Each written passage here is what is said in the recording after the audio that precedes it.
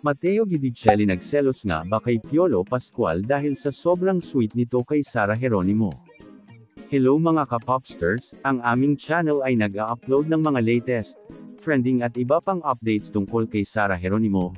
Kung gusto mong nakakapanood nito, please consider to subscribe upang mas updated ka sa mga bago naming videos. Dati pa man ay kapansin-pansin na ang pagiging sweet nila Sara Geronimo at Piolo Pascual. Kitang-kita ito noon sa Asap Natin You, kung paano sila magkulitan at maglokohan, especially noong nagkaroon sila ng movie together na naging super blockbuster worldwide.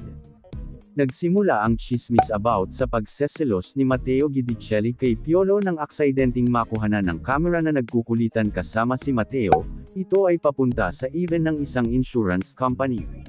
Kapansin-pansin ang pagdedma ni Matteo sa mga biro ni Piolo kay Sara at tila walang imik. Ayon naman sa nga Ashmat at supporters ni Sara, walang katotohanan ang pagseselos issue ni Matteo kay Piolo dahil alam naman ni Matteo na close na sila pati pa bago pa sila naging nagjowa at mag-asawa.